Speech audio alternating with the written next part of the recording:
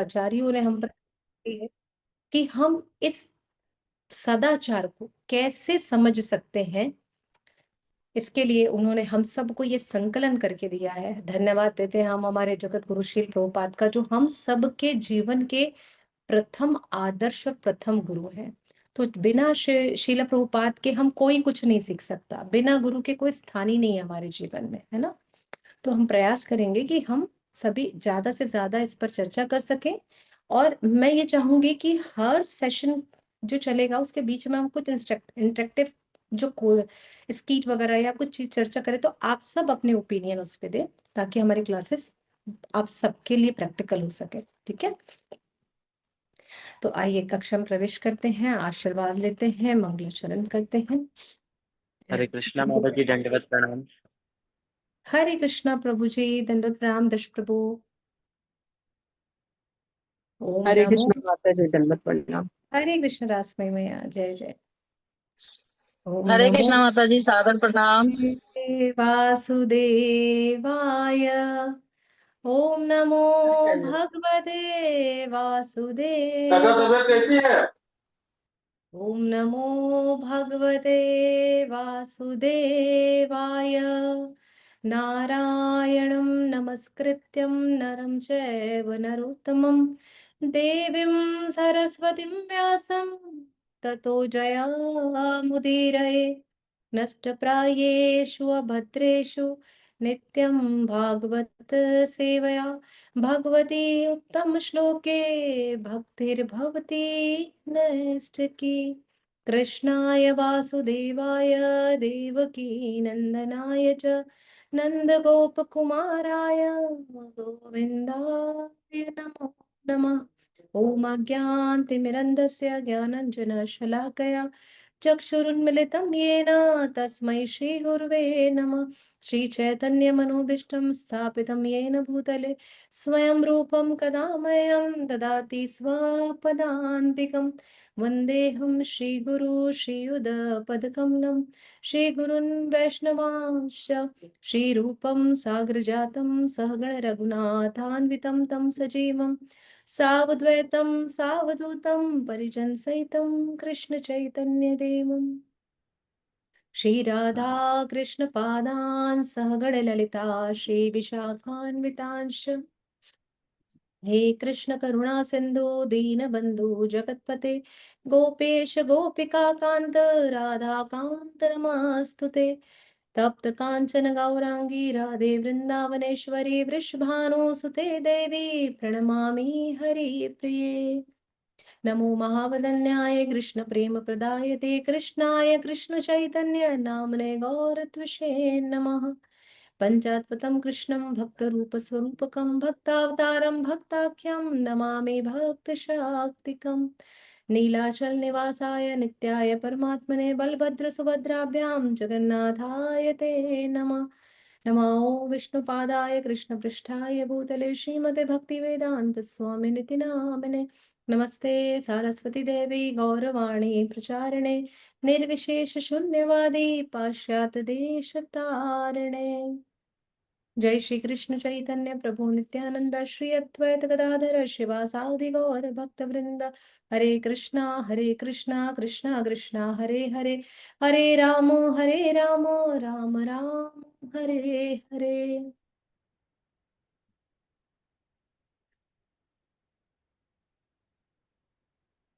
अनंत कोटि वैष्णव वृंद की जय। हरे कृष्ण महामंत्र की जय। कृष्ण कृपा मूर्ति अभय शरणारविंद भक्ति वेदांत स्वामी शिल प्रभुपाद की जय। निताय निताय गौर प्रेमानंदे हरि हरि बोल। हरे आप कृष्ण माता जी, सादर प्रणाम। हरे कृष्ण मैया सादर प्रणाम। हरे श्याम कृष्णा कृष्ण माता जी, दंड प्रणाम। हरे कृष्णा। आज हमारी कक्षा में कुछ नए लोग भी दिख रहे हैं। शुभम पाठक जी आपका स्वागत करते हैं। शुभम प्रभु, प्रयाग प्रभु आपका स्वागत करते हैं। प्रिंसी प्रभु हमारी क्लास में 2-3 दिनों से आ रहे हैं, हम आपका स्वागत करते हैं। आप कहाँ से प्रभु बताएंगे?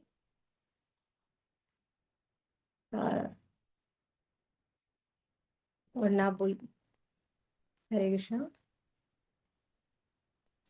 आज सुबह भी आए थे माता जी। WhatsApp पे लिख हरे सकते हैं। कृष्णा माता जी, सादर प्रणाम। हरे कृष्णा। अंबिका हरे कृष्ण। माता जी मैं दिल्ली से हूँ। प्रिंसी जी। माता ओके जी शबनम पाठक। जी, शबनम पाठक। ओके, आप बेंगलुरु से हैं माता जी? जय जय। दिल्ली से माता जी। दिल्ली से है, वेरी गुड, जय हो। तो आप शिवम प्रभु जी के साथ में थे क्या?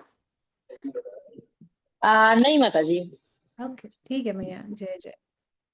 आपका स्वागत है मैया, आइएगा। बहुत बहुत धन्यवाद आपका। हमारे अगर प्रिंस से प्रभु आप ना बोल पा रहे हो तो लिख दें व्हाट्सएप पे, कोई नहीं, मुझे बस थोड़ी सी वर्बल जानकारी रहे कि आप कहाँ से हैं हमारे साथ। अंबिकापुर से। अंबिकापुर से, जय जय। ओके, प्रिंस से प्रभु अंबिकापुर से है, जय हो।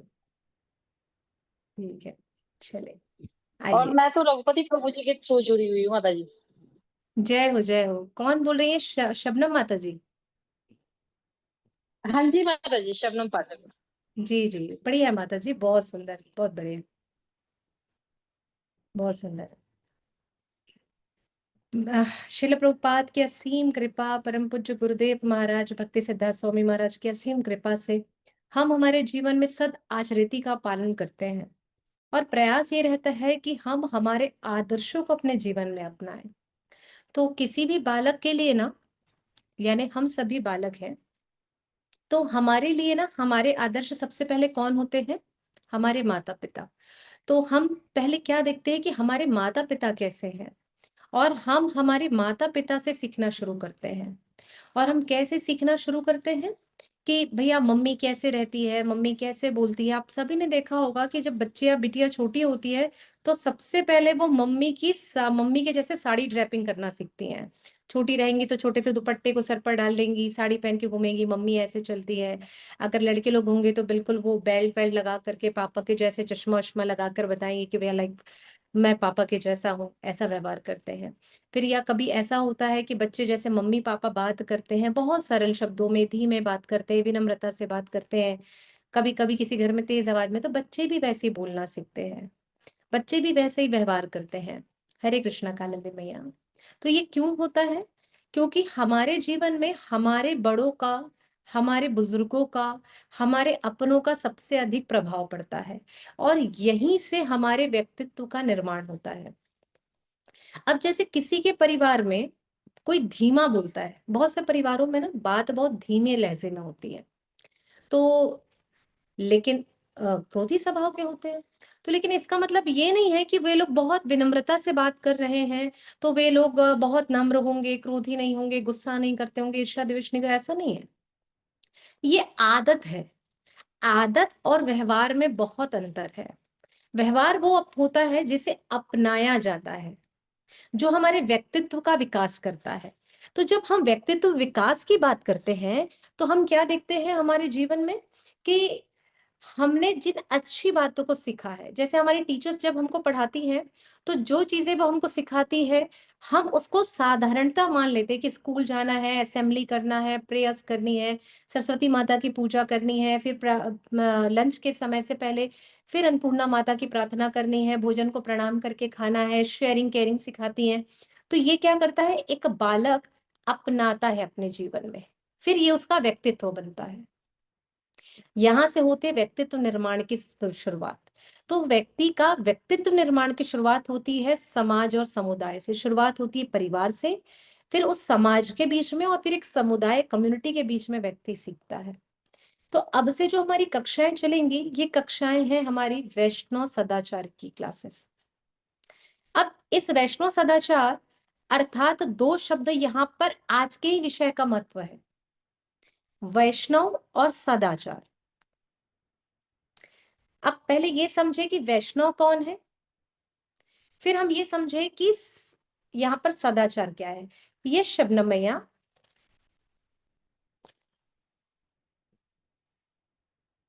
हरे कृष्णा, कुछ कहना चाहती हैं?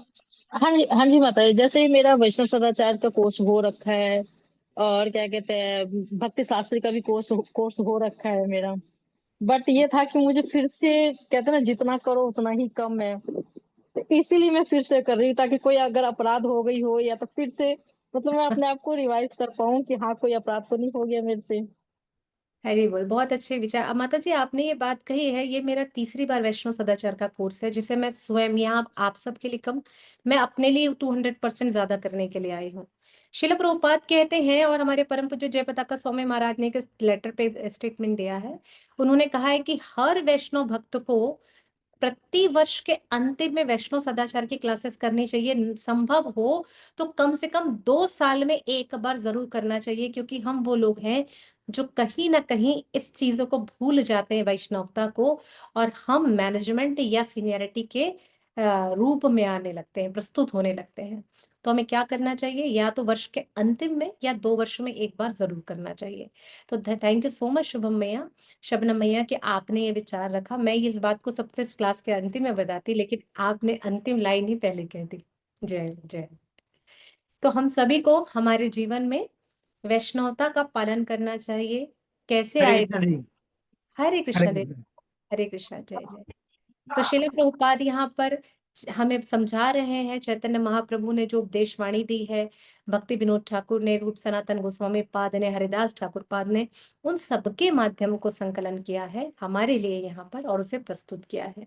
तो हम बात कर रहे थे वैष्णव और सदाचार के बारे में, कि क्या है वैष्णवता और सदाचार। तो पहले शब्द पर चलते हैं, वैष्णव को छोड़ देते हैं और हम बातें आते हैं सदाचार पर। अब आप बताइए सदाचार का अर्थ क्या?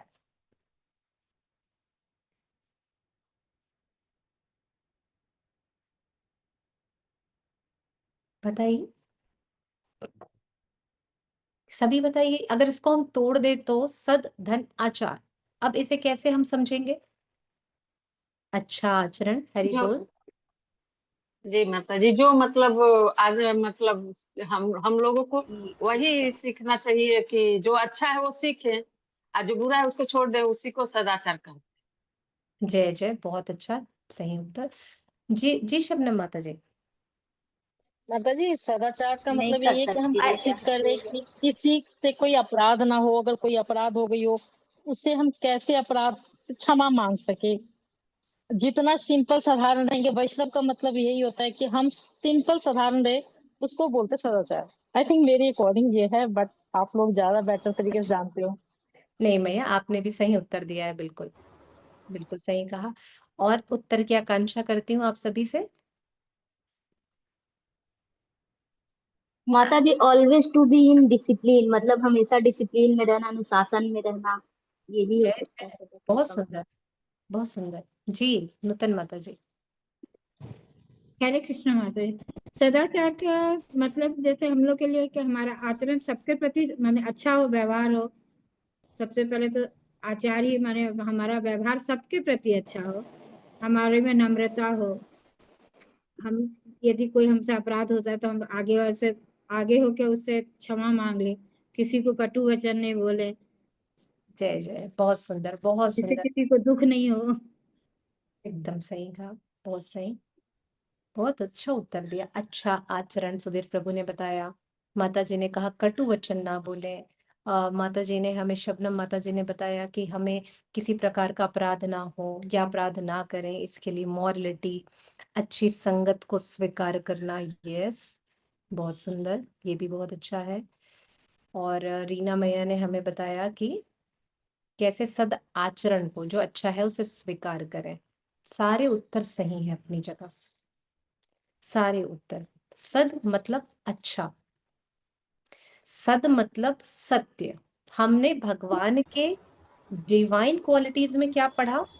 सत्य वाक्य, जो सदा सही है, जो सत्य है और जो सदा सत्य ही होगा, पास्ट में, प्रेजेंट में और फ्यूचर में, वह क्या है? सद, सत्य है। यस रासमी मैया। हमें अपने मर्यादा का उल्लंघन नहीं करना चाहिए माता जी। बिल्कुल, मर्यादा का उल्लंघन नहीं करना, ये सदाचार है। जय जय। तो इसको मैया एक, हाँ बोलिए बोलिए बोलिए। मैया दूसरे में हमको गुण भी नहीं देखने चाहिए। अगर भाव आता भी, कभी गलती दिखता भी है, तो हमें पहले अपने आप को आंकलन कर लेना चाहिए कि हम कितने भी अच्छी संगति में रहेंगे, फिर भी गलतियां होती हैं, तो हमें उस भाव से बचना चाहिए। जय हो जय हो, बहुत सुंदर, बहुत सुंदर, एकदम अच्छा बताया। बस पता है हम थोड़ा सा चुप कहाँ गए हैं? इन सब में कि आप सभी ने मुझे पेड़ के फल गिनाए हैं, आप सब ने मुझे पेड़ के फल गिनाए हैं, पर किसी ने जड़ की बात नहीं करी, बीज की बात नहीं करी, फल डायरेक्ट हम फल पे आ गए हैं। तो आप सबने मुझे क्या बताया, हरे कृष्ण। वैष्णव सदाचार का इम्पोर्टेंस। हरे कृष्णा माता जी, जैसे चैतन्य किसी में लिखा हुआ है कि मयस्मृणि उपहास, मतलब इस लोक में भी और परलोक में भी हमारा उपहास होता है अगर हम मर्यादा को लांघ देते हैं तो। बिल्कुल बिल्कुल, हम इसका बहुत अच्छा उदाहरण भी देखेंगे कि किस प्रकार से होता है ये, है ना। तो आप सभी मुझे अभी भी क्या बता रहे हो, फल बता रहे हो। मैं पूछी सद आचरण का अर्थ क्या, तो सद का ये है फल की बात। अब मैं बात कर रही हूं आपसे बीज की। सद यानी जो सर्वदा सत्य है, जो हमेशा अच्छा है, जो हमेशा सर्वज्ञ है, जो हमेशा सर्वथा होगा। सर्वज्ञ, सर्वथा, सर्वदा, सदैव, इंग्लिश में कहें तो ऑलवेज, एवर टाइम। साधारण और सरल हिंदी में अच्छा है, बहुत अच्छा। तो ये हुआ सद, ठीक है।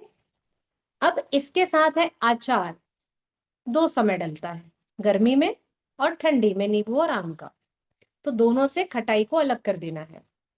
हमको चलना है हमारे हमारे व्यवहार के आचार के साथ, यानी हमारा बिहेवियर, हमारा व्यक्तित्व। हमारा व्यक्तित्व जो आदतों के निर्माण से कहीं ज्यादा त्रिणादपि सुनिचेन, यस मैया, ये इम्पोर्टेंस है। आप लोग ने जितनी चीजें मुझे बताई हैं, ये सभी इस सदाचार के वृक्ष के फल हैं। जितनी भी क्वालिटीज बताइए सारा सही है, किसी का भी हरे गलत कृष्ण नहीं है। माता जी, हरे हरे कृष्ण माता जी, कृष्णा। एक बार और रिपीट कर देंगे आप? हाँ मैया। हरे कृष्ण। सदैव, सर्वज्ञ, सर्वथा और सर्वदा, ठीक है। 4 चीजें हो गई। ये है सद। और सद कैसा, जो सदैव सत्य है, पास्ट में, फ्यूचर में और प्रेजेंट में। यही सारी चीजें मिलकर हमारे व्यक्तित्व का निर्माण करती है। कैसे व्यक्तित्व का निर्माण करती है, हम इसको शिला प्रभुपाद के जीवन से समझ सकते हैं। शिला प्रभुपाद जब छोटे थे और एक बार उन्हें टाइफाइड हो गया, तबीयत बहुत खराब हो गई, बहुत छोटा सा बालक अभय। डॉक्टर ने कह दिया भैया अब इसको चिकन सूप पिलाने का है, तभी ठीक हो पाएगा। पिता मोहन बिल्कुल तैयार नहीं है कि नहीं भैया नहीं पिलाना है। डॉक्टर के बहुत फोर्सफुली करने पर तैयार भी हो गए, चलो भैया का चम्मच दे ही देंगे। प्रभुपाद ने जैसे एक चम्मच लिया, उन्हें तुरंत उल्टी हो गई। स्वीकार नहीं किया, समझ गए भैया नहीं, मेरे बच्चे को बचाना होगा तो उसके लिए ईश्वर है। ता जीवन उन्होंने नहीं लिया। इसके बाद जब फॉरेन पहुंचे, न्यूयॉर्क पहुंचे, बोस्टन गए, तो वहां जाने के बाद में भी लोगों ने कहा अरे भैया टेंशन नहीं लेने का। रोमानिया गए तो बोले तुम यहाँ जी नहीं सकते, तुमको जीने के लिए तुमको थोड़ी सी तो बियर लगेगी, तुम ये धोती कुर्ते में नहीं रह पाओगे, ये कॉटन के कपड़े में, तुमको यहाँ पर हमारे जैसा कपड़ा पहनना पड़ेगा, पैंट शर्ट। हमने अच्छे अच्छे संस्थाओं के गुरुओं को देखा है जिन्होंने आकर के अपना यहाँ रूप रंग बदल दिया। प्रभुपाद ने कहा ठीक है समय देखेंगे, आप भी रहेंगे हम भी रहेंगे। समय बदला, प्रभुपाद वही रहे। और प्रभुपाद ने अपने आचार से बताया कि जो सर्वदा था, जो सदैव होगा और जो सर्वज्ञ है, यही आचरण है। उन्होंने किसी चीज को नहीं छोड़ा। इवन जो उन्होंने पाया शास्त्रों से, वो सब कुछ देकर आए। तो हमारा आचरण कैसा होता है कि जो हमेशा से हमारे व्यक्तित्व का विकास करता है। अब अगर हम कल की बात करें, आप सभी देखिए कि कल कैसे थे हम, लेकिन आज हम उठते हैं तो तिलक लगाना नहीं भूलते, गले से कभी कंठी हमारी उतरती नहीं है। हम माला देरी से भले करें लेकिन हमारे गले में हमारा गार्लैंड हमेशा रहेगा, बीड बैग रहेगा। हम कहीं पे भी जाए, हम हमारे हैंड बैग में या हाथ में हमेशा बीड बैग पकड़ेंगे। कल शायद शर्म आती थी, लेकिन आज लगता है भैया ये मेरा सौभाग्य है, ये मेरे भगवान का, मेरे गुरु का आशीर्वाद है, मैं इसे दूर नहीं कर सकता, दूर नहीं कर सकती। तो हम क्या करते हैं, उसको साथ लेकर चलते हैं। ये हमारा आचरण है, ये सदाचार है। अर्थात जो मैंने अपने गुरु से पाया है उसे कभी त्याग नहीं करूंगा। गुरु ने कहा 16 राउंड चैंटिंग पर डे, 16 माला प्रतिदिन करना है। यस, हमने क्या कहा? गुरु महाराज ने कहा 25 माला प्रति एकादशी। जी गुरु महाराज, हमने आचरण स्वीकार किया। क्यों? क्यों बताइए क्यों? क्योंकि हमारे गुरु भी यही पालन करते हैं। तो हमने क्या देखा? हमारे गुरु जो करते हैं हमने उसे स्वीकार किया है। यद यद आचरेति, अर्थात हम जिसे जैसा करते देखते हैं उस स्वभाव को स्वीकार करते हैं। यहीं से हमारा आचार का निर्माण होता है। क्यों निर्माण होता है? बस इसी तरीके से कि जब हम हमारे श्रेष्ठ जनों को देखते हैं कि वे श्रेष्ठ जन कैसा आचरण कर रहे हैं। प्रभुपाद हर एक के जीवन के सिंबल हैं, और हर किसी के मुंह से अगर जीवन में अपनी कक्षाओं में अगर उसने एक बार हरे कृष्ण महामंत्र नहीं बुलवाया, एक बार यदि उसने कोई कार्य नहीं किया, कैसा कार्य कि भाई वो ये बता दे कि श्रील प्रभुपाद हमारे जीवन के सबसे पहले शिक्षा गुरु हैं, उनका हमारे जीवन में कितना अत्यधिक प्रभाव है, फिर हमारे मेंटोर फैसिलिटेटर आते हैं, और फिर यही प्रभुपाद हमें हमारे दीक्षा गुरु से भी मिलवाते हैं।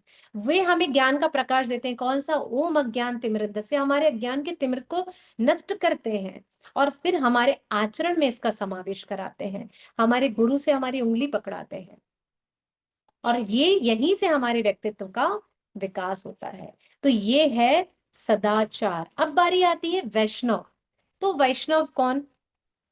अब आप लोग पुनः बताएंगे वैष्णव कौन। जो नए हैं वे भी बताएंगे कि वैष्णव कौन। ये क्लास सबके लिए सामान्य है। तो कोई ये नहीं सोचेगा कि क्या, हम बात केवल करेंगे भगवान और गुरु की। ये सासवई में है। जो एक बार भी हरि नाम कर लेते हैं या हरे कृष्णा बोल देते हैं वो वैष्णव कहलाते हैं। जय जय, बिल्कुल, बहुत सही। और वैष्णव कौन है? मैं और उत्तर की आकांक्षा करती हूँ आप सबसे।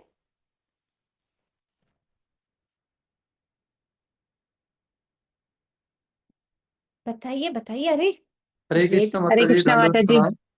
जय जय, yes yes, one by one. Yes Divyalochan Prabhu बताइए। माता जी, जो जय। तिलक करते हैं, कंठी माला धारण करते हैं, हरिनाम लेते हैं, वही वैष्णव होते हैं। वे वही, बिल्कुल सही। जय जय, बहुत सुंदर। आ हरे वैष्णव कृष्णा जो माता जी, प्रणाम माता जी। दलित ब्राह्मण, जी माता जी, जो भगवान विष्णु की भक्ति करते हैं। बिल्कुल सही। जो विष्णु की भक्ति करते हैं वो वैष्णव, जी। बिल्कुल सही बताया। और वैष्णव कौन होते हैं? देखिए बहुत सही बताया। जो कंठी पहन रहे, तिलक धारण करते हैं वो वैष्णव है। जो हरि नाम लेते हैं वो वैष्णव है। जो विष्णु की पूजा करते हैं वे वैष्णव हैं। जो चारों 4 रेगुलेटिव प्रिंसिपल्स को फॉलो करते हैं वे वैष्णव हैं। यस, गुरु के इंस्ट्रक्शंस को फॉलो करते हैं वो भी वैष्णव है। बिल्कुल सही, एकदम सही बताया आप सबने। माता जी, जो जो 16 राउंड चैंटिंग जो कंटिन्यू करते हैं वो भी तो वैष्णव है। जी 16 राउंड चैंटिंग जो करते हैं वो भी वैष्णव है। बिल्कुल, वो भी वैष्णव है। 16 माला करने वाले, 16 माला करने वाले। और कौन वैष्णव? जी शबनम मैया। माता जी, आई थिंक मेरे हिसाब से तो ये जो हर जितने वैष्णव या जितने हमारे 4 पिलर्स नियम है वो भी नियम जो फॉलो करता है, पालन करता है, वो वैष्णव है। बिल्कुल किसी और के मुंह से हरि बोल या हरे कृष्णा एक बार बुलवा देना वो वैष्णव है। बिल्कुल सही, एकदम सही बताया आपने, एकदम सही। भगवान विष्णु का और कृष्ण जी का जो पूजा करता है और तिलक धारण करता है वही वैष्णव होता है। और वैष्णव में अनेक प्रकार के संप्रदाय होते हैं। देव कुमार प्रभु बोल रहे हैं। जय जय, बिल्कुल सही, बिल्कुल ठीक। जो विष्णु की पूजा करते हैं वो वैष्णव कहलाते हैं। जो हरि नाम लेते हैं वो वैष्णव कहलाते हैं। कंठी धारण करते हैं वो वैष्णव कहलाते हैं। जो 16 माला करते हैं वो वैष्णव कहलाते हैं। जो 4 नियमों का पालन करते हैं वो भी वैष्णव कहलाते हैं। जो कृष्ण की पूजा करते हैं वो भी वैष्णव कहलाते हैं। एकदम सही, ठीक है। लेकिन हम इन चीज को एक छोटी सी बात में समराइज कर देते हैं, ठीक है। विष्णु की पूजा करने वाले वैष्णव केवल कृष्ण की पूजा करने वाले काष्णव, और हम कौन है? गौड़िया, गौड़िया, राइट। तो हम कौन है? चैतन्य महाप्रभु के फॉलोवर्स। जय जय। एक और मैसेज आया, वो भी देखते हैं। जिनके हृदय में हरि निवास करते हैं वो वैष्णव है। मैया एकदम सही उत्तर है, पर मैं कहती हूँ हर जीव के हृदय में हरि का वास है। बस हर जीव के हृदय में हरि का वास है। तो वो भी वैष्णव है, बिल्कुल वो भी वैष्णव है, पर वो वैष्णव नियम नहीं पालन करते, ठीक है। लेकिन हम कौन है? चैतन्य महाप्रभु के फॉलोअर्स। चैतन्य महाप्रभु कौन? नमो महावदन्याय कृष्ण प्रेम प्रदायते, है ना। तो कौन? कृष्ण प्रेम प्रदान करने वाले, गौर वर्ण धारण किए हुए राधा रानी को जिन्होंने अंगीकार किया है, इसलिए हम चैतन्य महाप्रभु के फॉलोअर्स हैं, है ना। तो हम कौन है? गौड़िया, हरे गौड़िया कृष्ण माता, है ना। हरे ये कृष्ण माता जी। हरे कृष्ण। माता जी, मैं आपसे पहले तो माफी मांगती हूँ और मैं आपको डिस्टर्ब कर रही हूँ। और थोड़ा सा मुझे एक क्वेश्चन मैं अपने शिक्षक गुरु तमाल कृष्ण प्रभु जी से वॉइस मैसेज में लिखा था, मुझे पूछना था कि गौड़ीय मठ और इस्कॉन में क्या अंतर है? ओके माता जी, दोनों में कोई अंतर नहीं है, दोनों में कोई अंतर नहीं है। वे भी चैतन्य महाप्रभु के फॉलोअर्स हैं, हम भी चैतन्य महाप्रभु के फॉलोअर्स हैं।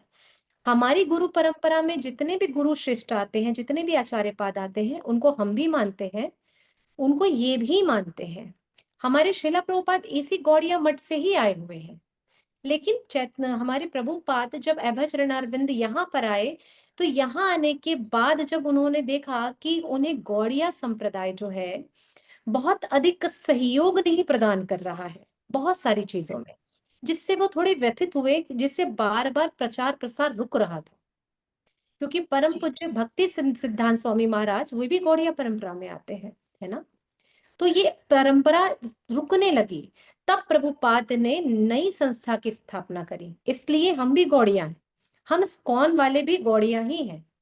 अंदर ये है कि ये प्रभुपाद को अपने संप्रदाय में नहीं गिनते हैं, और उसके बाद भक्ति सिद्धांत स्वामी प्रभुपाद के बाद ये अन्य गुरुओं की श्रेणी लेते हैं, और हम उनके बाद प्रभुपाद के गुरु महाराज के बाद प्रभुपाद और अन्य हमारे गुरुओं को लेते हैं। इतना ही फर्क है, ठीक है भैया।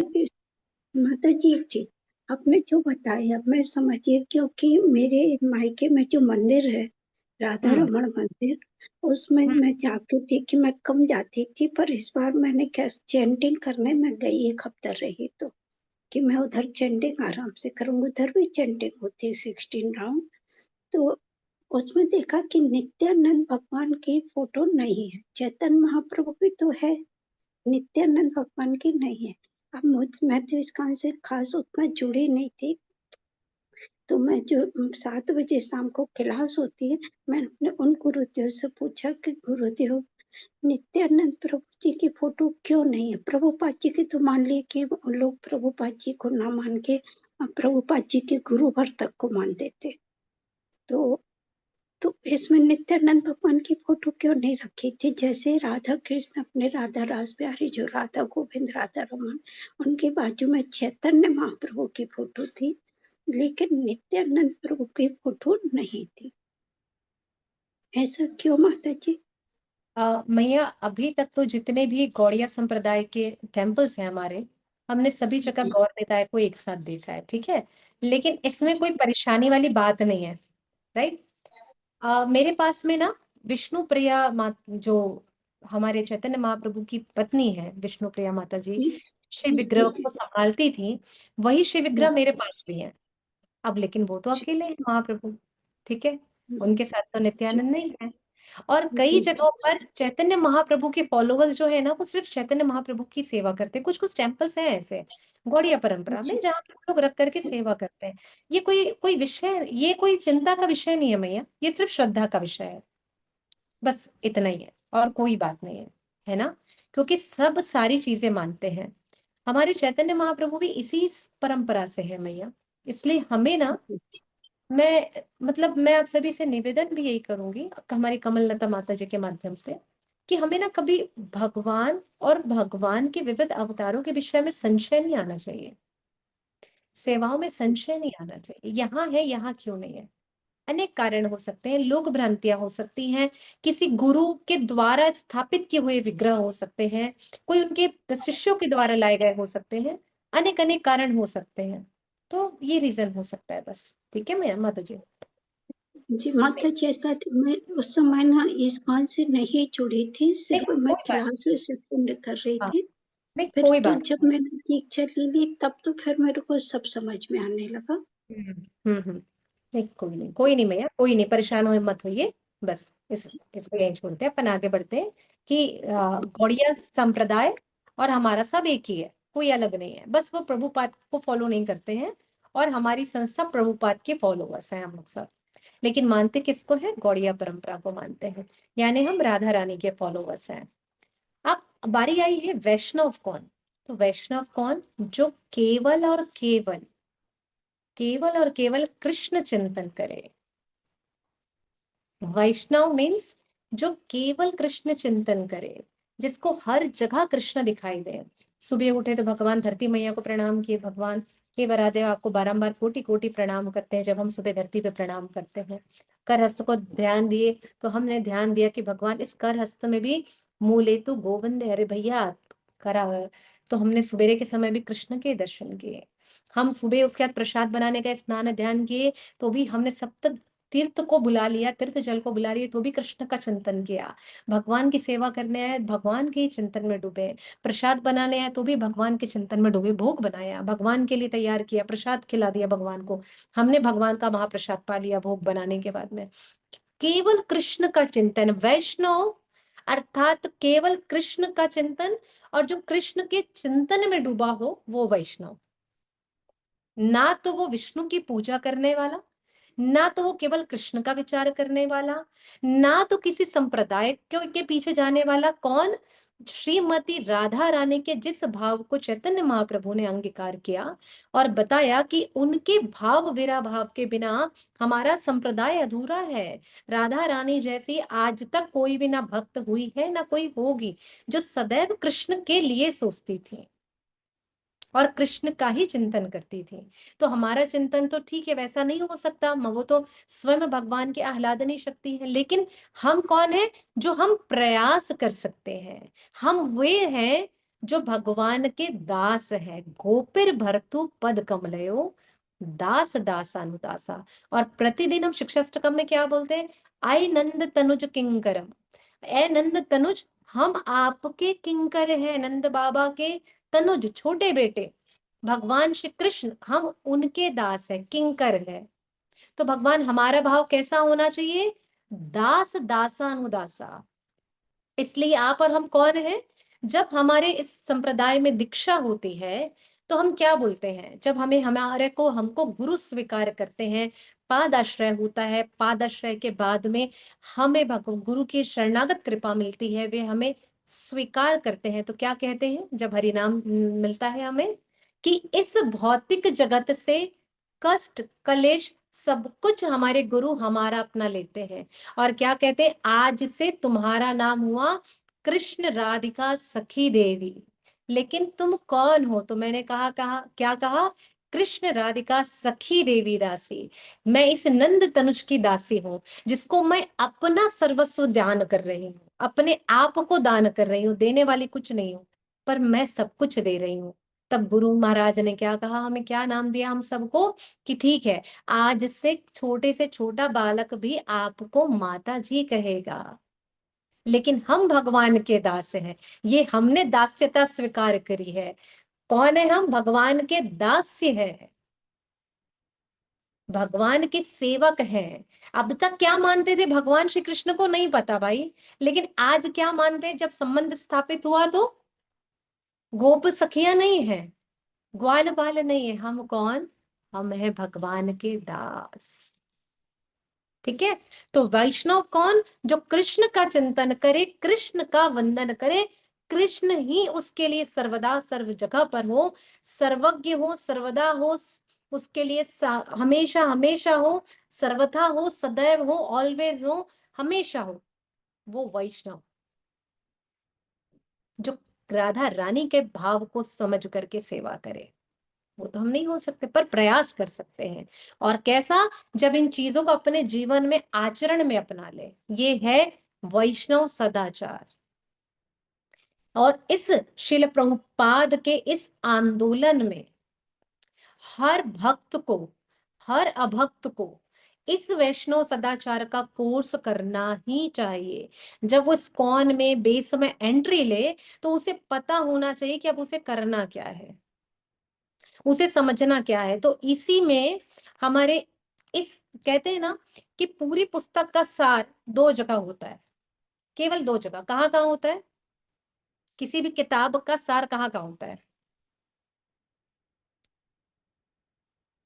माता जी उसके भूमिका में, भूमिका में। यस, हरी बोल, जय जय। और दूसरा अंत में, उपसंहार में रहता है।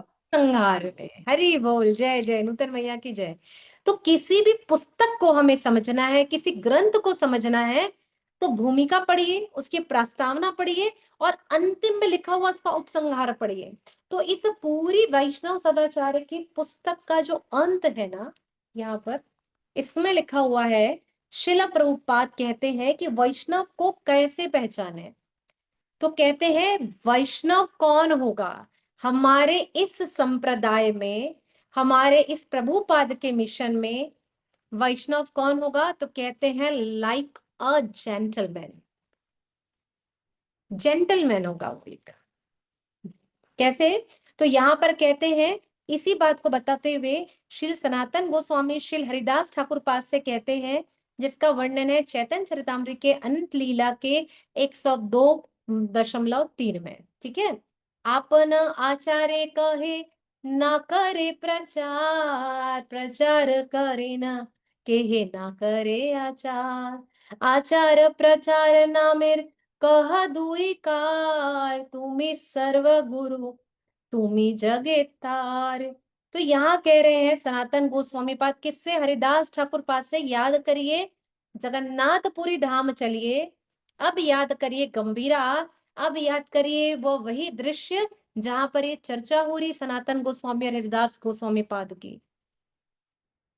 इसलिए जब हमने जगन्नाथ जी की लीला करी, हमने इतना डिटेलिंग से क्यों समझा एक एक चीजों को, कैसे समझ सकते हैं? तो ऐसे समझ सकते हैं। तो यहाँ कह रहे हैं कि क्या कह रहे हैं? आपे न आचार कहे ना करे प्रचार। कुछ लोग अच्छा आचरण करते हैं, ठीक है, और कुछ लोग अच्छा प्रचार करते हैं। जो लोग अच्छा आचरण करते हैं वे अच्छा प्रचार नहीं करते, और जो अच्छा प्रचार करते हैं वे अच्छा आचरण नहीं करते। ये कह रहे हैं सनातन गोस्वामी। लेकिन आप कौन है? हरिदास ठाकुर पाद। उनको कहते हैं आचार प्रचार नामिर करहे दुई कार्य। आपने ये दोनों कार्य अपने व्यवहार से, अपने सदाचार से, अपने आचरण से, अपने व्यक्तित्व से करके दिखाया। इसलिए आप जगत के सर्वश्रेष्ठ गुरु हैं। कितनी सरलता के साथ बता दिया कि जो अपने आचरण से लोगों के बीच अपनी छाप छोड़ जाए, जो सामने वाले के हृदय में स्थान बना ले, और वो बोले कि भैया बस मुझे इसी को फॉलो करना है। हमेशा ऐसा होता है कि बच्चा जब स्कूल जाता है तो अपने टीचर को फॉलो करने लगता है और बोलता है कि भैया मैं टीचर के जैसे बनूंगा। अभी डॉक्टर इंजीनियर उसको नहीं बनने का, अभी उसको कुछ नहीं बनना है। 345 प्रकार की विधाएं हैं। एक शिक्षक जो बनाता है 345 प्रकार की जॉब एक्सेल्स है, जॉब प्रोफाइल्स है।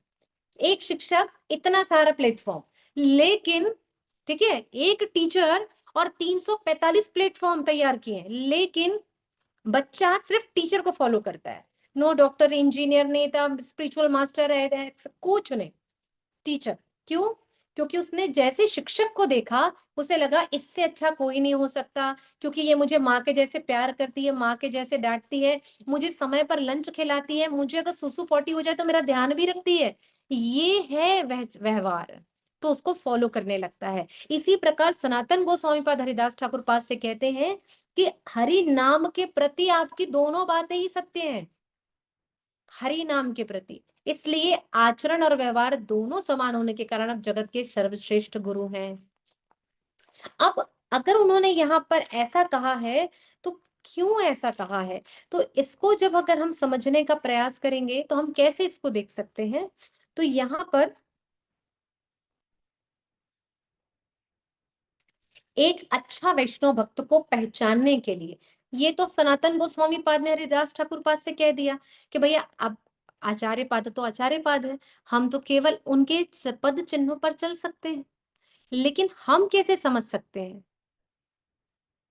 जैसे एक डॉक्टर को कैसे पहचानते हैं आप सभी, कैसे पहचानते हैं बताइए।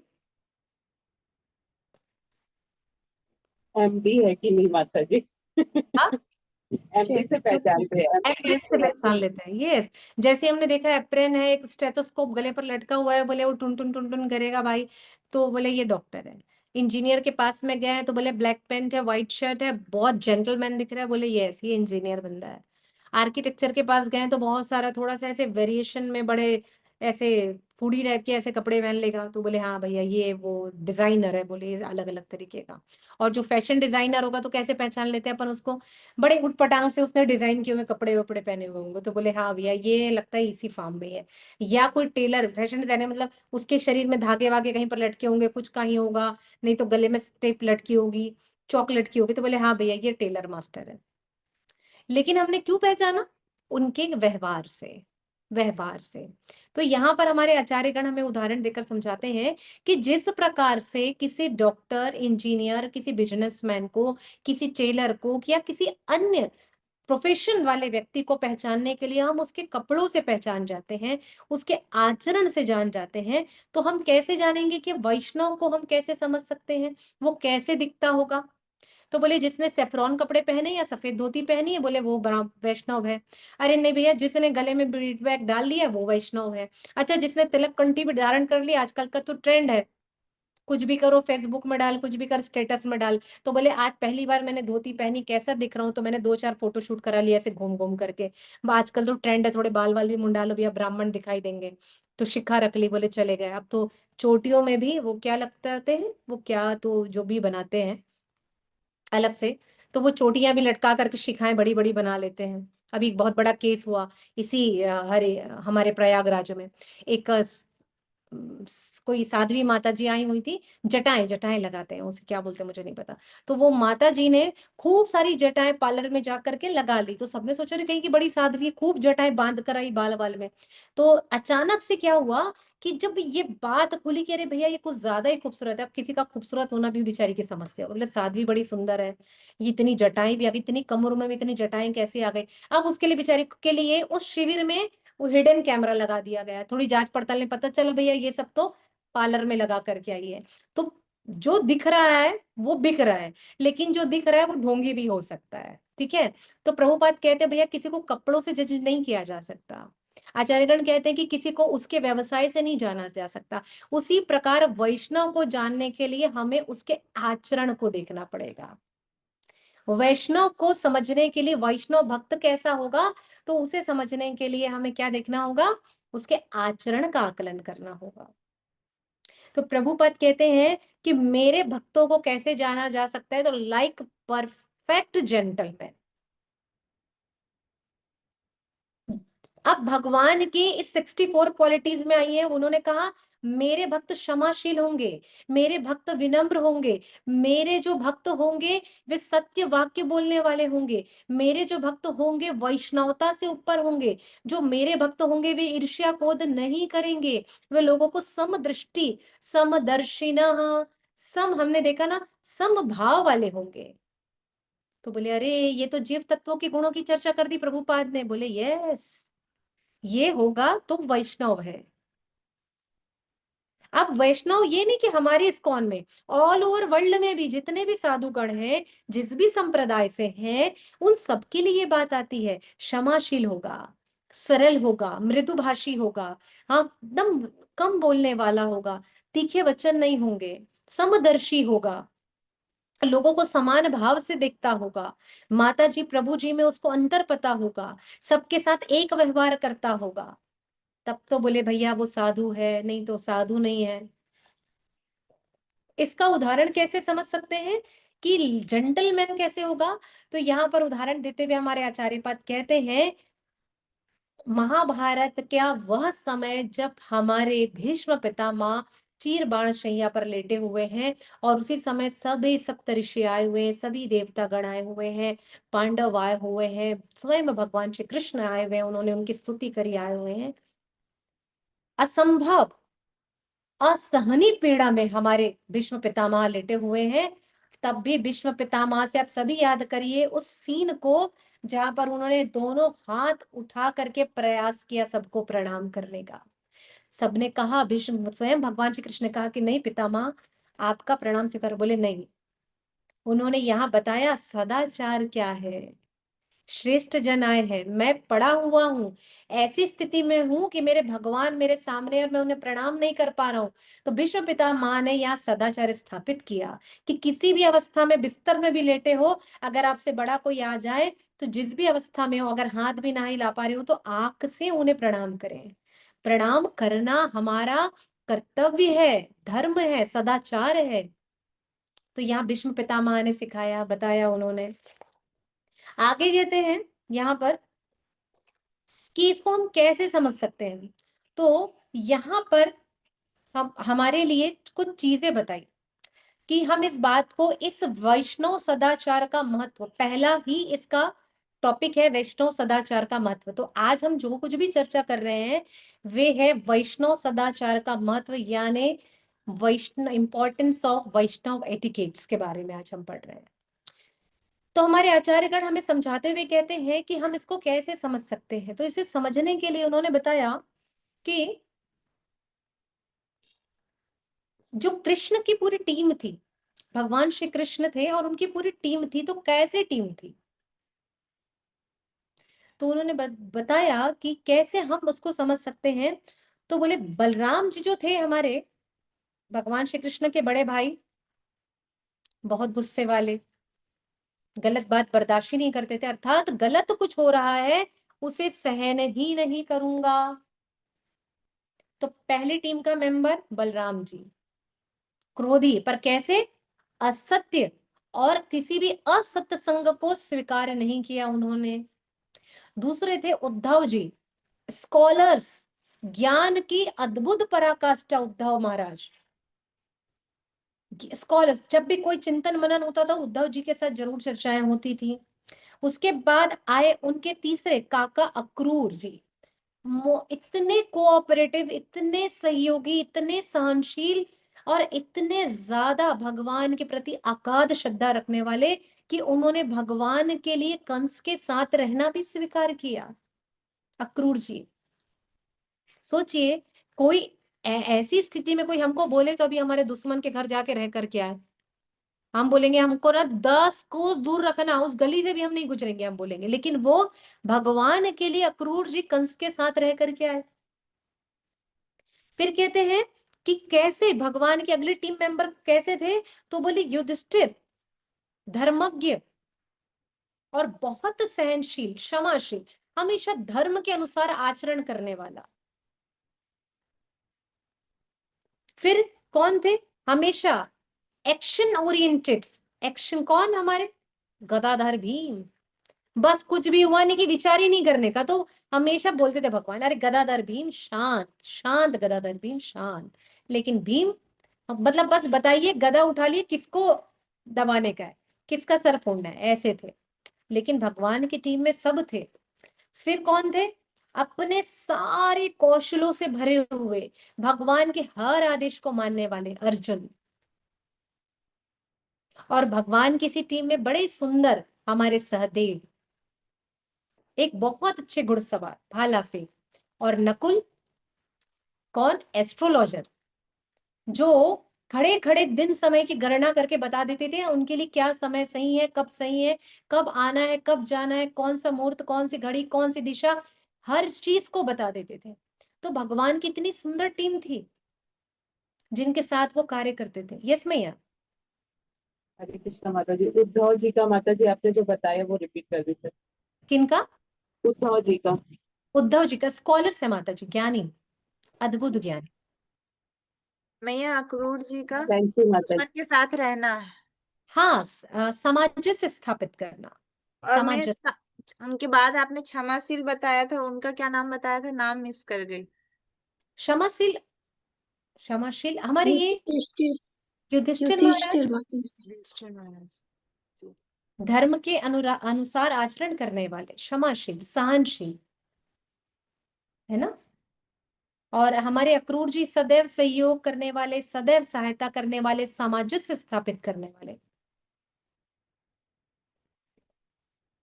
अब इन सब ने क्या कुछ नहीं सिखाया ये। अब आप इन सबको, कृष्णा को सेंटर में रखिए और इनको भगवान के आजू बाजू खड़े करिए। आप बताइए आपने इन सब से क्या क्या सीखा है। क्या इन्होंने वैष्णव सदाचार का पालन नहीं किया? 5 पांडवों ने भरी सभा में जब द्रुत क्रीड़ा हुई, उनके साथ अनाचार हुआ, दुर्व्यवहार हुआ, दुराचार हुआ, तो क्या उन्होंने सदाचार का प्रस्तुतिकरण नहीं किया? किया, किया। उनकी धर्म पत्नी पांचाली के साथ बहुत अनाचार हुआ, पर वे अपने धर्म से च्युत नहीं हुए। धर्मराज युधिष्ठिर ने क्या बोला? अब हम कौरवों के दास हैं, हमने इनकी दास्यता स्वीकार करी, इसलिए हम अभी कुछ नहीं कर सकते हैं। अक्रूर जी ने भगवान श्री कृष्ण के लिए सब कुछ सहा, कंस के कई सारे गलत निर्णयों में भी चुप्पी के साथ खड़े रहे होंगे, पर उन्होंने कभी भी अपने आचरण से बाहर जाकर कार्य नहीं किया। अर्जुन हर गुण को, हर चीज को कृष्ण से पूछ करके सीखा, और कृष्ण ने बताया कि अर्जुन आपको क्या सीखना है। और सदैव अर्जुन भी क्षमाशील थे। अर्जुन ने जब स्वर्ग में जब विहंगला बने हुए थे, उस समय सोचिए, जब वहां की अप्सरा ने कहा कि भैया मैं तुम्हारा संग करना चाहती, तो उसने क्या कहा कि नहीं, बिल्कुल भी नहीं। मैं आपको माता के रूप में देखता हूँ, उर्वशी से बोला। उर्वशी से, है ना। और आप क्योंकि मेरे लिए मेरी माँ है, इसलिए मैं आपका संग नहीं कर सकता। तो सोचिए अर्जुन को क्या कमी थी? अरे भैया उस समय तो एक नहीं 33 रखते थे, कुछ भी कर सकते थे, लेकिन नहीं, उस समय भी एक राजा एक का संगी करता था। ऐसा नहीं था भाई आचरण उस समय का समय कि 4 को लिए हैं 14 को, नहीं, ऐसा नहीं था। अर्जुन ने अपने व्यवहार से सब जगह प्रदर्शित किया कि हमें कैसा आचरण करना चाहिए। यही कृष्ण का गुण है कि जैसे कहते ना, जैसा रंग वैसा संग, जैसी रंगत वैसी संगत। तो जैसी जैसी संगत थी वैसी वैसी उन सब में निखार निखार आते गया। तो यहाँ पर हमें इस बात को समझना चाहिए कि हम इसको कैसे देख सकते हैं, है ना। साथ ही इस बात को और वैष्णवता के इस महत्व को समझने के लिए यहाँ पर बताते हैं एक बार कि कैसे हम इस महत्व को, वैष्णव सदाचार के महत्व को समझ सकते हैं। तो एक बार श्रील प्रभुपाद के परम शिष्य सत्स्वरूप स्वामी महाराज फ्लाइट से विदेश जा रहे थे, और चूंकि ट्रैफिक या अन्य किसी कारण से वो लेट हो गए। लेट होने के कारण जब वो वहां एयरपोर्ट पहुंचे तो बड़ी लंबी कतार लगी हुई थी। तो हम स्वामी जी जो है बहुत पीछे हो गए थे, तो उन्होंने लगा कि मेरी फ्लाइट मिस हो जाएगी, और फ्लाइट मिस हो जाएगी इस कारण से उन्होंने क्या किया, लाइन को ब्रेक करके वे सीधे आगे जा करके काउंटर के पास पहुंच गए। ठीक है, सारी चीजें वेरीफाई हो गई उनकी, ओके। जैसे ही वो वेरीफाई हुआ तो पीछे से एक महिला आकर के कहती है, माता जी क्या एक साधु होने के नाते आपने जो आचरण प्रस्तुत किया है वह सही है?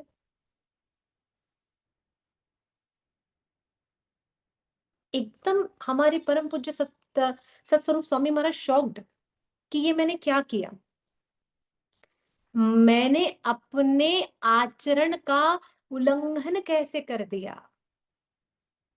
हाँ, और उन्होंने क्या किया? आप सोचिए, उनका तो वेरिफिकेशन हो गया, जा सकते थे। अब वे जहां पर आए थे वो वहीं खड़े रहे पीछे में, चेक हो चुका है, जाना चाहिए था, नहीं। सारी लाइन जब क्लियर हो गई, उसके बाद सब कुछ हो गया, तब वे अंदर एंट्री मिल गई, एंट्री होंगे, चले गए होंगे। लेकिन उन्होंने बताया कि मैंने गलत किया है, उन्होंने माता जी से क्षमा मांगी। ये होता है यद यद आचरेति। हम किसी को देख करके ही समझते हैं, और हम ये जानते हैं कि हमें कैसे उनके साथ आचरण और व्यवहार करना चाहिए। यही चीजें कही हमने कि आदत क्या होती है, जो बचपन से आ जाती है। कम बोलना है, ज्यादा बोलना है, मीठा बोलना है, तीखा बोलना है, ये सारा जो व्यवहार है परिवार से व्यक्ति सीख लेता है। लेकिन अच्छे आचरण, अच्छे संस्कार बच्चा या व्यक्ति संगत में रह करके सीखता है। जैसे आप और हम जब साधु संग करते हैं ना, कहते हैं साधु संग सर्व शास्त्र कहे, लव मात्र साधु संग सर्व सिद्धि हुए। तो ये जो लव मात्र साधु संग है ना, ये जो घंटा सवा घंटा जो आप और हम साथ रहते हैं, यही हमें भगवान के धाम तक पहुंचाएगा। केवल यही, और कोई आचरण नहीं। हम जो मंदिर में जाकर के व्यवहार करते हैं, उससे पता चलता है कि हमारे शिक्षा गुरु, हमारे फैसिलिटेटर ने हमें क्या सिखाया है, क्या हमने वैष्णव सदाचार का पालन किया है। यही वैष्णव सदाचार का महत्व है, जो सर्वदा सदैव सबके साथ एक जैसा हो। तो हरि भक्ति विलास में कोट आता है, हरि भक्ति विलास कहता है कि यदि आपने सारे उपनिषद, पुराण, वेदांग भी पढ़ लिए हों तो भी क्या, यदि आपने सद आचरण को जीवन में नहीं अपनाया तो अंतिम के समय में ये पूरा ज्ञान लुप्त हो जाएगा। आपको कुछ भी स्मरण नहीं होगा, किसी भी ज्ञानी को कुछ स्मरण नहीं होगा। हरि भक्ति विलास परम पूज्य हमारे शील भक्ति विनोद ठाकुर पाद ने लिखी है। कह रहे हैं कि आपका सारा ज्ञान धरा का धरा रह जाएगा, आखिरी में एक रील पिक्चर चलेगी, आपने पूरे जीवन क्या किया, वेद वेदांग पढ़े, हमने याद किया, ये नहीं, कितने कोट्स कितने श्लोक याद थे, ये नहीं, क्या कृष्ण मेरे चिंतन में है, अगर ये नहीं है तो अंतिम समय में पूरे जीवन में किया हुआ प्रयास अंतिम समय में शून्य हो जाएगा। यही सदाचार का संग है। हाँ, इसलिए इसको और हम इस आचरण के महत्व को और कैसे समझ सकते हैं। तो आचरण का महत्व क्या कैसा होता है, तो चैतन्य महाप्रभु कहते हैं चैतन्य चरितामृत में, और इसे समझाते हुए कहते हैं कि एक भक्त का चरित्र और एक कर्मी का चरित्र कैसा होता है। तो चैतन्य महाप्रभु कहते हैं भक्त का चरित्र कैसा होता है, बोले बिल्कुल सफेद धोती में इंक, नीले रंग की इंक जैसे लग जाती है, एक धब्बा लग जाता है, ऐसे एक भक्त का चरित्र होता है, जिसमें अगर थोड़ा सा भी दाग पड़ जाए तो सबको वो सफेद चादर नहीं, वो दाग दिखाई देता है। और एक कर्मी का चरित्र जो होता है वो बिल्कुल लुंगी के जैसा होता है। लुंगी चेक्स बनी होती है, फ्लावर प्रिंट्स वाली होती है, आप सभी ने देखा होगा, समझ रहे हैं ना, पहले के लोग ऐसे घर में बड़े लोग बांधते थे लुंगी, तो उसके जैसा होता है, जो बहुत सारे चित्रों को समाहित की होती है, रंगों का समायोजन होता है, जिसमें कोई भी दाग लग जाए, तेल फूल लग जाए, कोई फर्क नहीं पड़ता है। लेकिन भक्त सदैव निष्कलंक होना चाहिए। तो इसका उदाहरण देते हुए कहते हैं कि एक बार ट्रेन में बहुत भीड़ थी, बहुत ज्यादा भीड़ थी, और ट्रेन अपने रूट से सही समय पर अपने गंतव्य की ओर आगे बढ़ रही थी। लेकिन ऐसा हुआ कि ट्रेन में कुछ गड़बड़ी हो गई और ट्रेन को बीच रास्ते में कहीं पर रुकना पड़ा। जब ट्रेन को बीच रास्ते में रुकना पड़ा तो बीच में कोलाहल शुरू हो गया सारे भक्तों का, भक्त भी और अभक्त भी, सारे भक्तों का अभक्तों का कोलाहल शुरू हो गया। उसके भीतर बैठा हुआ एक भक्त जो सफेद रंग के धोती कुर्ते में बैठा हुआ है, गले पर उत्तरी और माला डाला हुआ है। अब भक्त अगर शांत है तो सब कुछ नहीं बोलेंगे, लेकिन अगर भक्त ने उस भीड़ में आवाज उठा दी कि हाँ ये गड़बड़ी आपके कारण हुई है, ये आपको शोभा नहीं देता, तो तत्काल पूरी भीड़ उस गाड़ी ट्रेन की समस्या को छोड़ देगी और बोलेगी एक साधु को शोभा देता है ऐसा व्यवहार करना, चीखना चिल्लाना, आप किस प्रकार से अभद्र बातें कर रहे हैं, यह आपका व्यवहार है क्या। इसलिए चैतन्य महाप्रभु ने यहाँ एग्जाम्पल दिया एक धोती में लगी इंक का और एक लुंगी का, कि जिसको कोई फर्क नहीं पड़ता। तो एक भक्त का जीवन कैसा होना चाहिए, तो ऐसा होना चाहिए कि हम जो कह रहे हैं उसका ही पालन होना चाहिए। यदि हम उसका पालन नहीं करेंगे तो कैसा होगा। एक माता जी, एक साधु आए थे, बड़े ख्याति प्राप्त थे, और वो महाराज के बारे में इतनी ख्याति थी कि जो कोई भी उनके पास जाता और कहता, बाहर से आने वाले भी लोग, कि भाई महाराज जी को जो कुछ भी बोलो सारी मनोकामनाएं पूर्ण हो जाती है, सब कुछ मिल जाता है, अच्छे अच्छे लोगों की आदतें सुधार देते हैं, अच्छे अच्छे आचरणों को जीवन में अपना देते हैं। तो वो माता ना अपने बच्चे के मीठा खाने से बड़ा परेशान थी, बड़ा परेशान थी।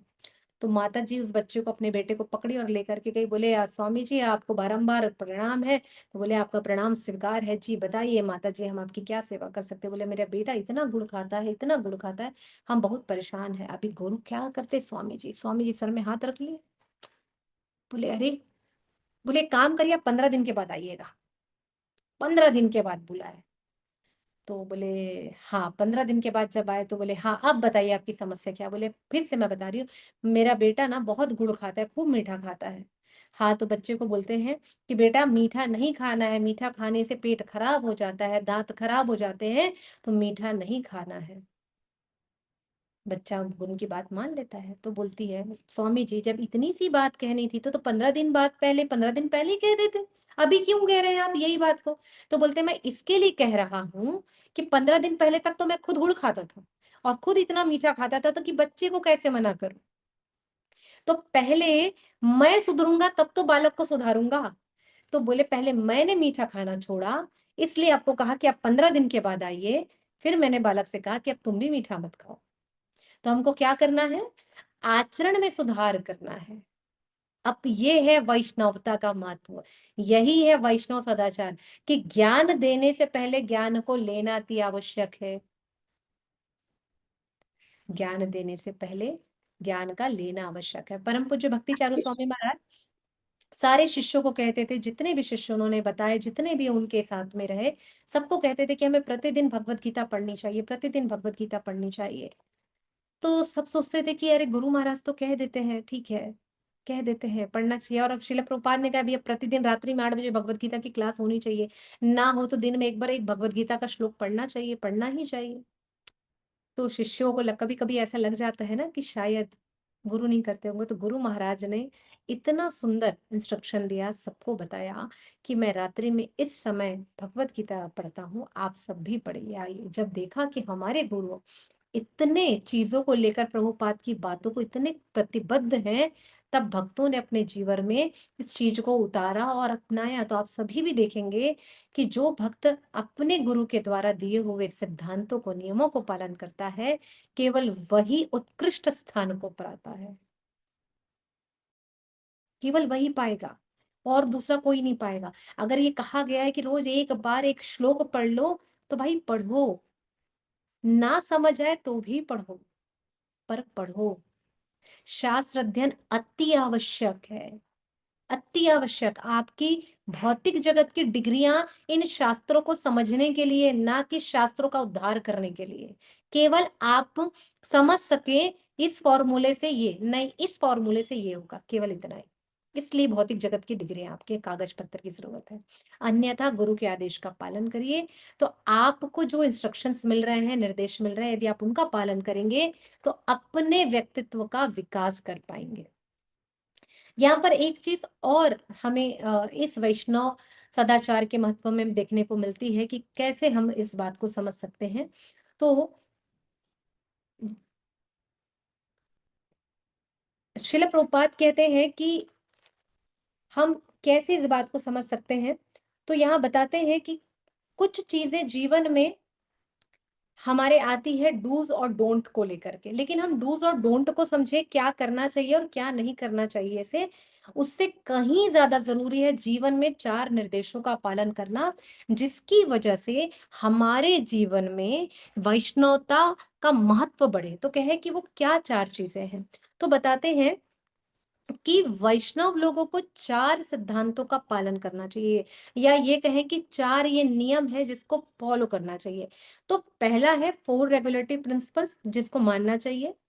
इसका वर्णन कहाँ पर आता है? तो शास्त्रों में इसका वर्णन आता है श्रीमद् भागवतम के 1st कैंटो के 7th चैप्टर के 38 वर्स में, जहां पर सूत गोस्वामी राजा परीक्षित को कहते हैं, जहां पर परीक्षित महाराज कलयुग को परमिशन दे रहे हैं, बता रहे हैं कि भैया आप कहाँ कहाँ पर विराजमान होंगे। तो कहते हैं कि भैया आप कहाँ विराजमान होंगे? तो आप सोने में विराजमान होंगे, आप जुआ जहां पर होगा वहां विराजमान होंगे, जहां नशाखोरी होगी वहां विराजमान होंगे, जहां मांसाहार किया जाएगा वहां विराजमान होंगे, जहां असत्संग होगा वहां पर आप विराजमान होंगे। इसका वर्णन कहाँ है? श्रीमद् भागवतम के पहले स्कंद के 7वें अध्याय के 38वें श्लोक में इसका वर्णन आ रहा है। तो हमें पहला चीज है कि ये 4 चीजें नहीं करनी है, ठीक है। दूसरा हम, और क्या है? तो बोले दूसरा क्या है? तो बोले दूसरा है कि every time chanting holy name, हमें हरि नाम का जप करना है। कैसे? तो चैतन्य चरितामृत के मध्य लीला के 15वें अध्याय के 11वें श्लोक में कहते हैं कि ये जो हरि नाम करता है ना, जो व्यक्ति हरि नाम को लेता है, हरि नाम मंत्र को करता है, वही हरि धाम से, हरि नाम से, हरि से संबंध बना पाता है। तो हर वैष्णव को हरे कृष्ण कृष्ण कृष्ण हरे हरे, हरे राम राम राम हरे हरे, ये मंत्र आना चाहिए। इस मंत्र का महत्व पता होना चाहिए, तब तो उसका जीवन धन्य है। और तीसरा कहते हैं कि उसके पास मध्य लीला 15.111 111, ठीक। विनम्रता, विनम्रता मोस्ट इंपॉर्टेंट, वैष्णव सदाचार का सारा निचोड़ शहद है विनम्रता। इस पर शिला प्रभुपाद के इतने लेक्चर्स हैं, आपको पूरे लेक्चर्स में सदाचार में बताऊंगी सारी चीजें। उन्होंने क्या कहा? विनम्रता, विनम्रता से सदाचार की शुरुआत होती है, विनम्रता से सदाचार की शुरुआत होती है। विनम्रता ही सदाचार का प्रमुख उद्देश्य है। विनम्रता ही सदाचारी या वैष्णव के बनने के करीब लेकर जाती है। वैष्णवता सदाचारी बनने के करीब ले जाती है। वैष्णव विनम्रता ही हमें हमारे इस सदाचार के उद्देश्य को पूरा करती है, और विनम्रता ही से ही सदाचार की शुरुआत होती है। यानी जिसके पास विनम्रता नहीं है, वो व्यक्ति कभी वैष्णव नहीं बन सकता। फिर तो वो व्यक्ति ढोंगी है, फिर तो वो व्यक्ति ढोंगी है। क्योंकि अब आप लोग को मैं एक होमवर्क भी दूंगी। अरे भाई, मैंने बहुत समय ले लिया, 4:10 हो गया।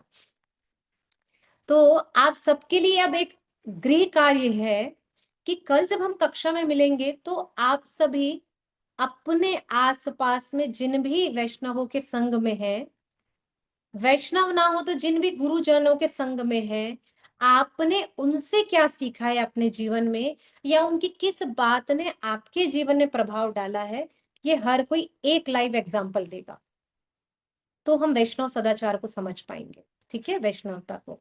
तो मैं आज की कक्षा को विराम करने से पहले इसी के साथ लूंगी। चौथा है कि हम इस चौथे सिद्धांत को कैसे समझ सकते हैं, तो हम इसको समझ सकते हैं शास्त्रों के माध्यम से।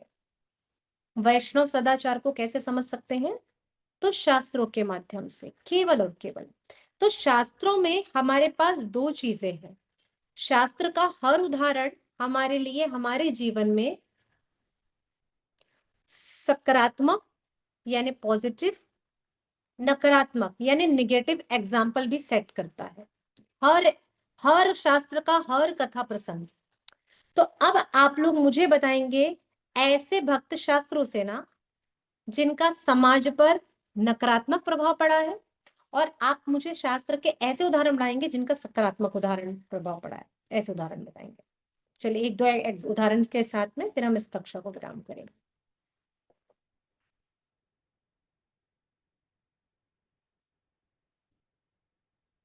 जी गौर चैतन्य प्रभु, हरि बोल, कुछ तो बोले बच्चे ने हमारे। हरे कृष्ण में ये दंडवत प्रणाम। माता जी, दुर्वासा मुनि के चरित्र से समाज पे थोड़ा सा दुष्प्रभाव पड़ा है। लोग बोलते हैं कि अगर हमें को गुस्सा आता है तो मैं दुर्वासा मुनि के कुल का हूँ, ऐसे ऐसे करके एग्जाम्पल बताते हैं। इसे तो नहीं ले सकते। दुर्वासा मुनि ने हमेशा अच्छे कार्य किए और उनका श्राप लोगों के लिए हमेशा वरदान सिद्ध हुआ है, तो इसको तो नहीं ले सकते हैं। और कुछ बताइए और विचार करिए।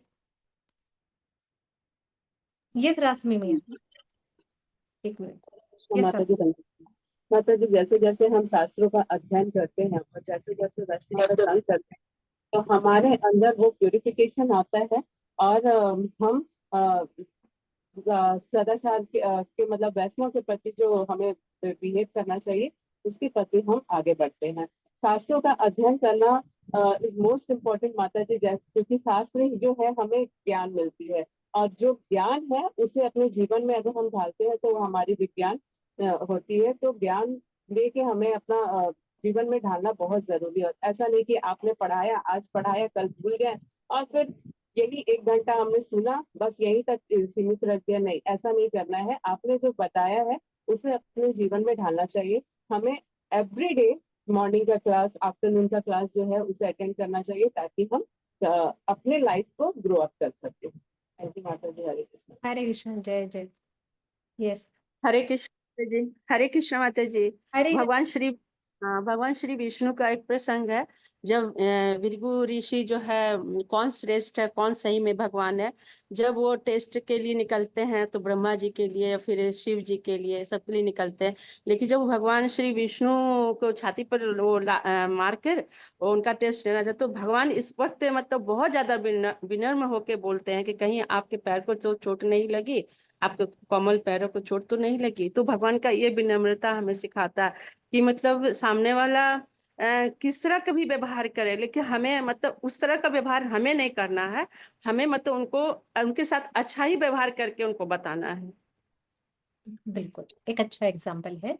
हम इससे सीख सकते हैं कि जैसे भगवान ने विनम्रता का उदाहरण प्रस्तुत किया, ये समाज पर एक सकारात्मक प्रभाव डाला कि भृगु ऋषि के ऐसा करने पर भी भगवान ने उनके साथ में विनम्रता प्रस्तुत करी। बहुत अच्छा एग्जाम्पल है। और बताइए, ऐसे बहुत हरे सारे कृष्ण। शास्त्रों को याद करिए, बहुत सारे शास्त्रों की कथाएं हैं हमारी। हरे कृष्ण माता जी।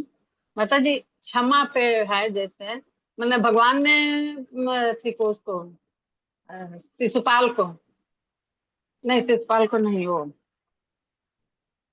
जो उनके बुआ का लड़का था उसको रुक्मिणी 100 बार, शिशुपाल था। शिशुपाल था ना, हाँ, उसको क्षमा किए थे। जब आवश्यकता से अधिक हुआ तब उसको दंड दे। तो हमने हम लोगों को भी शायद ऐसा ही करना चाहिए कि मतलब कि पहले तो जहां तक हो सके आदमी क्षमा करे और क्षमाशील होना चाहिए, और दृष्टि दोष भी नहीं रखना चाहिए किसी के प्रति।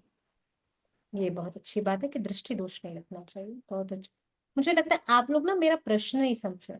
आप लोग मुझे शास्त्र के वे उदाहरण बताइए जिससे उन भक्तों के कारण समाज में सकारात्मक और नकारात्मक प्रभाव पड़ा है। राइट। एक एग्जाम्पल आया। क्या आया है? युधिष्ठिर महाराज से भी सीखा जा सकता है। क्या सीख सकते हैं बताइए कुंती महारानी। यस नूतन मैया। हरे कृष्ण माता जी। हरे कृष्ण माता जी। जो माने कृष्ण भगवान की जो रासलीला है, रासलीला गोपियों के साथ है, जो भी उनको समाज में दो तरह से देखा गया। एक तो भक्ति के रूप में भी देखा गया और उसको माने अदरवाइज दूसरे रूप में भी लिया गया। बहुत लोगों का विचार उसके प्रति माने भिन्न है। वो समझते हैं कि उसको, उस प्रेम को वो माने भक्ति के रूप में नहीं लेते हैं, बहुत अलग रूप में लेते हैं। तो ये शास्त्र में, दोनों शास्त्र में जो है वो उसके दोनों ही रूप को उसका प्रभाव पड़ा है। हमें ये ठीक गुरु है। के साथ रह के गुरु का आचरण जो वो करते हैं वो ज्यादा गौर से देखना चाहिए, समझना चाहिए, क्योंकि उन्होंने जो हमको गुरु दीक्षा में दिया है और जो बताया है फॉलो करने के लिए। ठीक ठीक बता रहे हैं अम्मा जी आप। गुरु के हाँ तो आचरण को देखना चाहिए। यस कुंती मैया। हाँ, हरे और कृष्ण माता जी। कोई एक और बोल प्रहलाद। रहे हैं क्या? एक मिनट, कोई और बोल रहा है क्या? मुझे नहीं समझ में आ रहा है।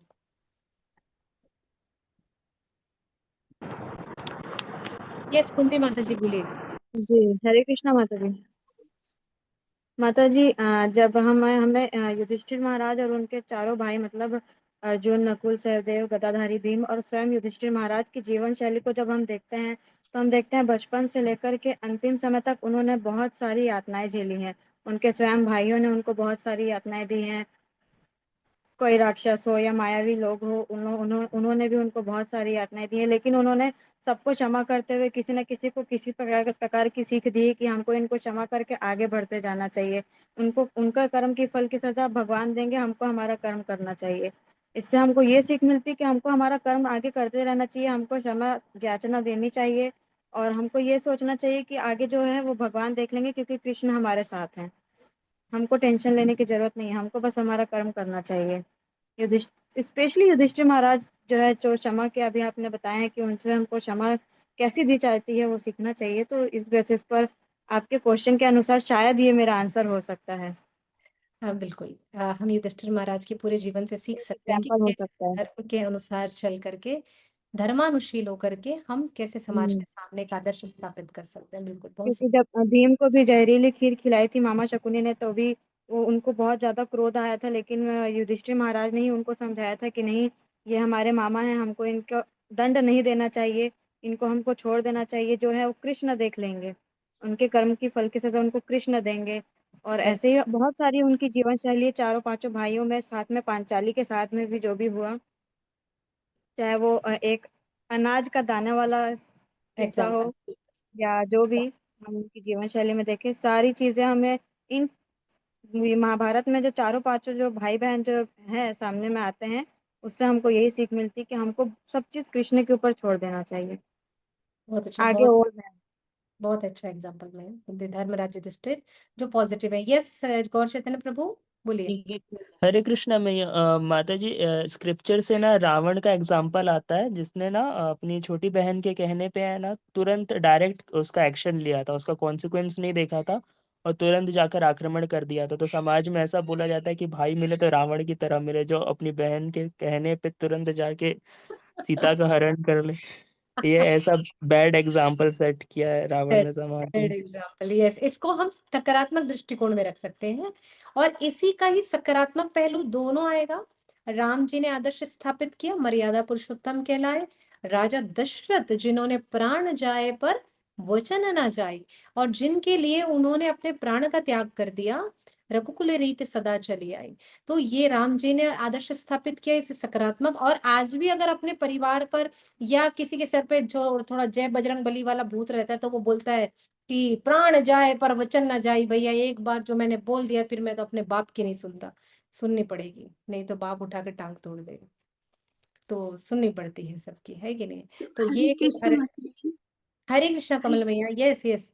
माता जी, जैसे माता कैकेयी ने वनवास दिया था राम जी को, पर भरत जी भी तो बेचारे, उन्होंने यानी कि नहीं, मैं अपने भगवान को ही मना कर लाऊंगा और उनको राजगद्दी पर बैठा लूंगा। तो उनसे राम जी ने बोला था कि देखो, तुम अपना कर्तव्य करो, अपने पिताजी ने वचन दिया था, मैं अपना कर्तव्य करता हूँ। तो भरत जी पर भी, तो भरत जी का भी तो सकारात्मक था ना माता जी। भरत जी का चरित्र सकारात्मक चरित्र है। दशरथ जी का, राम जी का चरित्र सकारात्मक चरित्र है, जिसका प्रभाव समाज पर पड़ा। लोग कहते हैं रघुकुल रीत सदा चली आई, मर्यादा पुरुषोत्तम राम के जैसे पति होना चाहिए, ये प्रभाव पड़ा है। रावण के जैसे भाई किसी का नहीं होना चाहिए। अरे ये एग्जैक्टली बैड एग्जाम्पल है भैया, जिसने अपनी बहन के घर को खा लिया, खत्म कर दिया, वो भाई कैसा हो सकता है? तो भाई ऐसा किसी का नहीं होना चाहिए। अगर हम यहाँ पर देखें, दुर्योधन की जिद ने पूरे कौरव वंश को, पांडव वंश को खत्म कर दिया, पूरे कौरव वंश का विनाश कर दिया दुर्योधन की जीत ने, इसका नकारात्मक प्रभाव पड़ा। राजा वेण ऐसे थे कि धरती मैया ने अन्न देना मना कर दिया, हवा चलना बंद हो गई, सुख संपदा, प्राकृतिक संपदा सब नष्ट। जब वेण के पुत्र पृथु महाराज आए, जब धार्मिक अनुष्ठान हुआ, पृथु महाराज आए, तब धरती मैया ने पुनः सारी धर्म संपदा देना शुरू करी। तो राजा वेण जो है वो नकारात्मक एग्जाम्पल है समाज के लिए, जिन्होंने दुराचार, सारा कुछ, सब कुछ, जितना कुछ भी कहा जाए उनके लिए शब्द कम है, वे राजा वेण। पृथु महाराज ने आए, धर्म की पुनः स्थापना करी, और फिर धर्म को लेकर के चले तो प्रकृति भी प्रसन्न हुई, और फिर भूमि माँ ने धन संपदा देना शुरू किया। हिरण्यकश्यप बैड एग्जाम्पल्स है समाज के लिए, लेकिन भक्त प्रहलाद समाज के लिए, जिन्होंने गुरुकुल में रह करके बच्चों को पिता, राज्य, राज्यसभा के विरुद्ध हरि नाम को पकड़ाया कि हरि ही है, अनंत कथा, अनंत लीलाएं हैं भगवान की, तो ये उन्होंने पकड़ाया, ये सकारात्मक प्रभाव है। एक स्कूल में आज बच्चों को A for apple, B for ball ना सिखा के ध्रुव चरित्र, प्रहलाद चरित्र की अगर कथाएं सुनाई जाए, पांडवों की कथाएं सुनाई जाए, तो इसका प्रभाव बच्चों पर बहुत अच्छा पड़ेगा। तो ये सारी चीजें आती हैं कि हमें कैसे कर सकते हैं, है ना? तो हमारे युधिष्ठिर महाराज का हम एग्जाम्पल ले सकते हैं, पॉजिटिव में राम जी का, दशरथ जी का, भक्त प्रहलाद का, विपरीत में ये सारे आते हैं, है ना। तो इस प्रकार से थोड़ा विचार करेंगे चौथे वाले गुण पर कि ऐसे कौन कौन से लोग हैं जिनका कथा प्रसंग हमने सुना है और जिनका प्रभाव समाज पर गलत पड़ा, उस समय भी त्रेता युग में, सत्य द्वापर युग में गलत प्रभाव पड़ा, और जिसका परिणाम आज तक हम अपने परिवारों में देख पाते हैं। जैसे दुर्योधन का प्रभाव इतना क्रूर प्रवृत्ति का कि आज भी लोग अपने घरों में बोलते नहीं भैया ये 5 ही पांडव काफी है, कोई ये नहीं बोलता मेरे को 100 पुत्र चाहिए, और दुर्योधन जैसा तो बिल्कुल नहीं चाहिए बोलते हैं। दुर्योधन बहुत अच्छा था लेकिन गलत संगति में रह के आचरण खराब हो गया। तो इसका प्रभाव पड़ता है, संगत का प्रभाव पड़ता है, यही वैष्णव सदाचार है। पांडवों ने संग किसका किया, दुर्योधन ने संग किसका किया, ये फर्क पड़ता है, यही सदाचार है। और हम वैष्णव लोग जब इस बात को आचरण में लेकर के आते हैं तो कैसे संभव होता है, जब भगवत गीता का नियमित अध्ययन ही हमारे आचरण को सुदृढ़ बनाता है।